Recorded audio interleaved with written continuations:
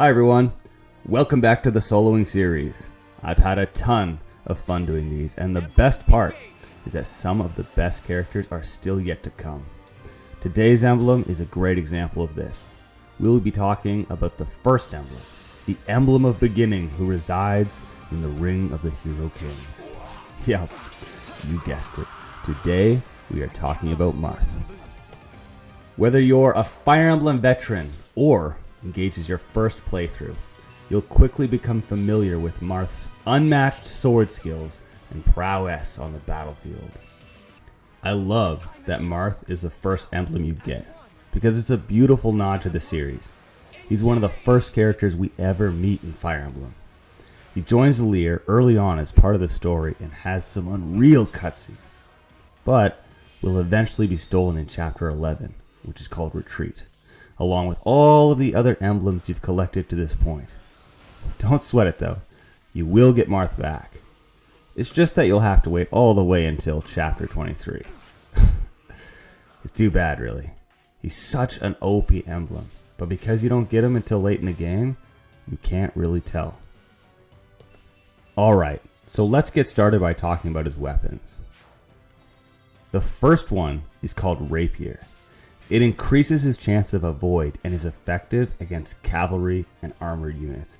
We've seen this weapon before. Pretty sweet overall. Next up, we have Mercurius. Oh man, this is going to be a good one. For this one, you get double XP for the unit that you're paired with when using it. Absolute necessity in Maddening mode in my opinion, just considering how rare experience is. And now finally we have Falchion. This is the highest damage weapon and it's effective against dragons. I don't care that much about the effective against dragons part, but what else can I say? Highest damage weapon, you're going to end up using it at some point. Okay, so now that we have an idea of his weapons, let's talk about his skills. I'm a big fan of the first one. Divine Speed allows you to perform an extra attack worth 50% damage. So, if you were already going to double, now you will hit 3 times and the third one will be worth 50% of the other 2. If you can only single, well, now your attack is worth 1.5 times what it would have been. In normal mode, this may not be a huge deal because many enemy units can be killed in a turn. But in Maddening, when you need multiple units to defeat even a standard enemy, it's a game changer. Oftentimes, Marth and his pairing can kill an enemy in a single turn, and that makes him worthwhile already. Okay, next up, we have Lodestar Rush. So, with this one, you get to launch 7 attacks at 30% damage to an enemy unit. The condition is that the unit has to be adjacent of you, but they won't be able to counter. It's a pretty sweet skill for dishing out incredible damage, but using it is your turn, and it's only allowed once per engage. Unyielding Plus is a skill that restores 30% of your unit's max HP at the beginning of your turn under the condition that your HP is 30% or less. Now, if the weapon triangle didn't already feel broken enough with the breaking feature, this next skill will change your mind completely. Break Defenses is a skill that grants your unit an additional attack in combat worth 50%. Think about it. In theory, you could stack it with a Brave weapon and Divine Speed to attack 8 times. That's crazy. Finally, his last skill is Perceptive Plus. Now, if you initiate combat using Marth and his pairing, you get plus 30 avoid. So, pair with a unit who has high speed and you will have a unit that is almost unhittable in initiated combat. Clearly his skills bring a lot to the table, but beyond that, he has 2 bonus effects called Sword Agility 5 and Avoid plus 30, and both have a ton of utility.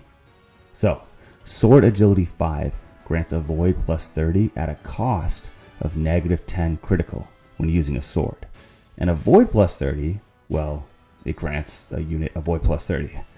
This is one of my favorite skills in my Maddening Solo series.